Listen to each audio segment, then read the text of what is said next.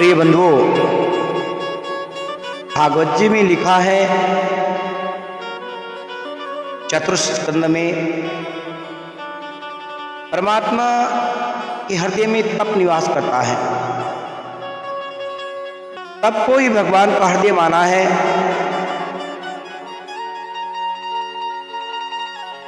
मानवेतर कोई भी तप नहीं कर सकता। पशु पक्षियों में अतिशय अज्ञान होता है। अति अज्ञान होने से पशु का स्वभाव कभी सुधरता नहीं है। प्रिय महानुभाव, जन्म से लेकर मरने तक पशु का स्वभाव एक सा ही रहता है। मानव ज्ञान प्रधान है, बुद्धि प्रधान है। मानव स्वभाव को सुधार कर सकता है।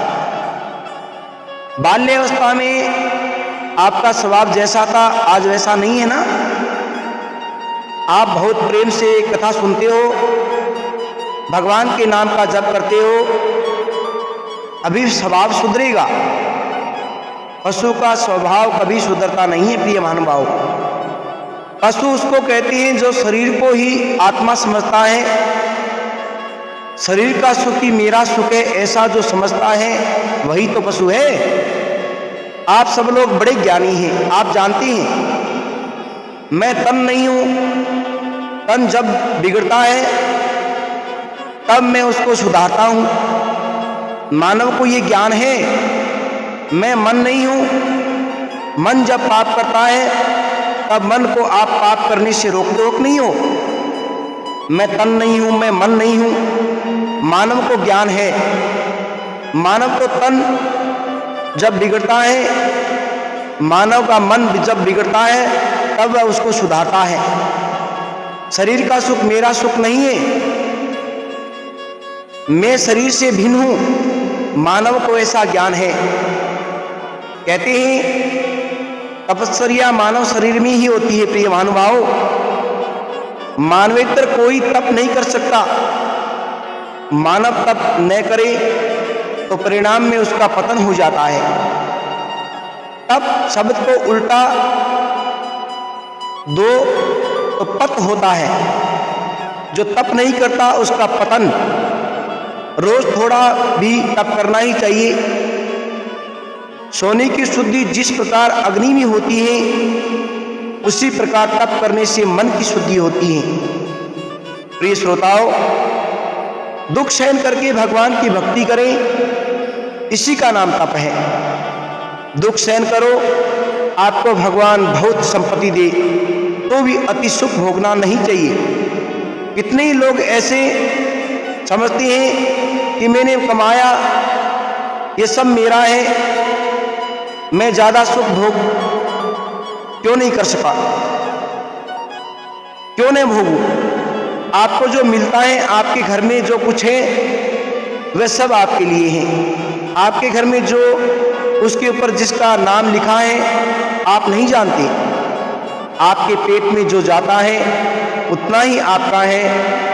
एक संत वर्णन करते हुए कहते हैं जो पेट के अंदर जाता है वह भी मानव का नहीं है।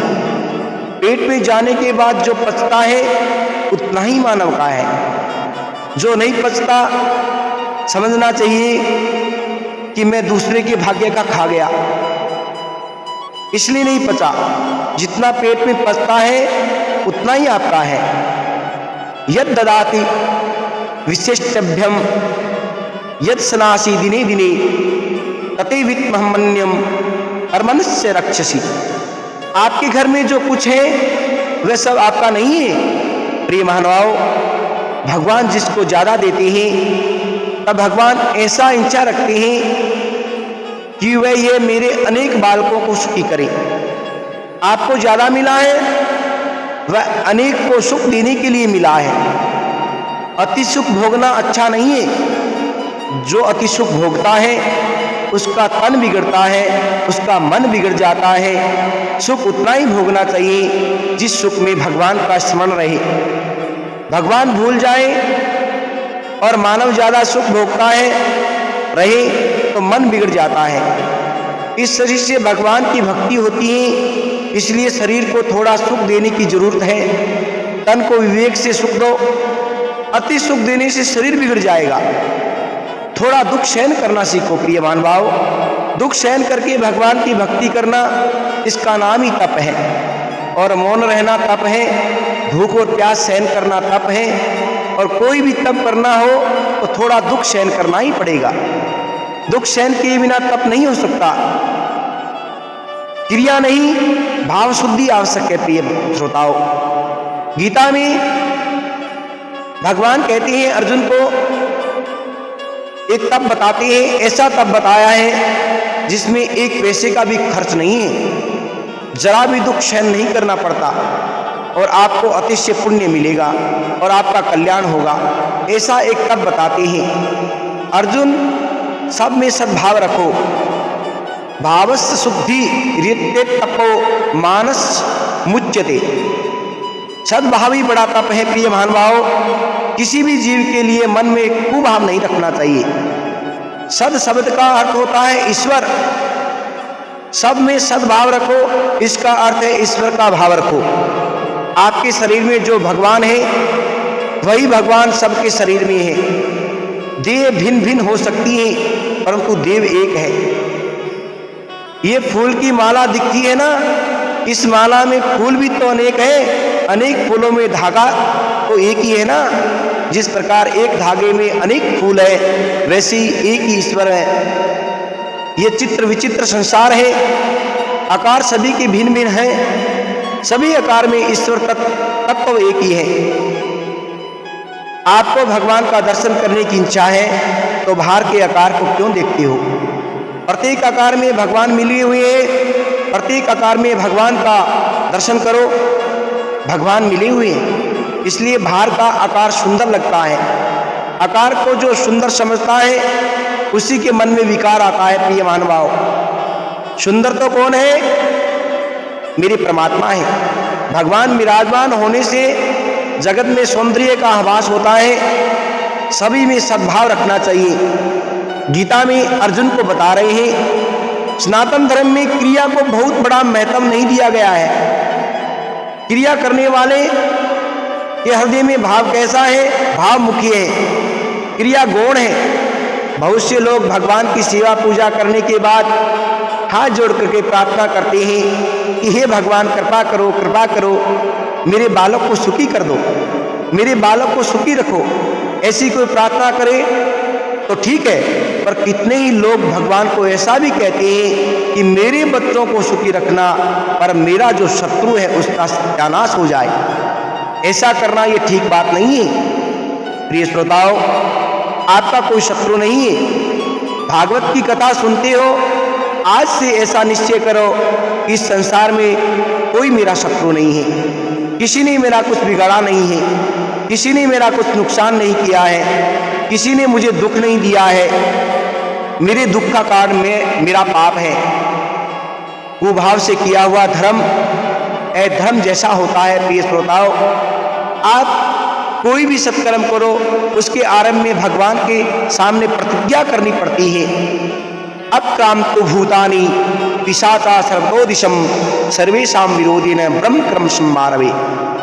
मेरा कोई शत्रु नहीं है, मैं किसी का शत्रु नहीं हूँ, किसी ने मेरा कुछ बिगाड़ा नहीं है। भगवान के सम्मुख ऐसा बोलना पड़ता है। मंत्र तो बहुत से लोग बोलते हैं, अर्थ समझ करके बोलने वाले कम ही मिलते हैं प्रिय महानुभाव। सर्वेषां विरोधी ने, किसी के साथ मेरा विरोध नहीं है, मैं किसी का शत्रु नहीं हूँ, पर मेरा भी जगत में कोई शत्रु नहीं है। ऐसी प्रतिज्ञा करने के बाद सत्कर्म का आरंभ करना चाहिए। किसी भी जीव के लिए आप मन में खराब विचार करोगे तो वह जीव भी आपके लिए खराब विचार करेगा। आपके शरीर में जो भगवान है वही तो भगवान उसके अंदर है। आप जिसको शत्रु समझते हो उसके शरीर में भी ईश्वर है, अनेक नहीं है, ईश्वर एक है प्रिय मानव। देह अनेक है, देह भिन्न भिन्न हो सकती है, रंग भिन्न भिन्न हो सकते हैं, संसार भाव में है। आप जैसा भाव रखोगे वैसा भाव लोग आपके लिए रखेंगे। इसलिए क्रिया और भाव शुद्धि बहुत जरूरी है, परम आवश्यक है। इसलिए भाव को शुद्ध रखो। परमात्मा तो भाव की भूखी है। परमात्मा तो कहती है भाव का भूखा हूं मैं, भाव ही बस सारे, तो भाव से जो मुझको पुकारे तो भव से बेड़ा पारे। भगवान भवसागर पार कर देती है अगर जो भाव शुद्ध रखता है उस भगत के परमात्मा हमेशा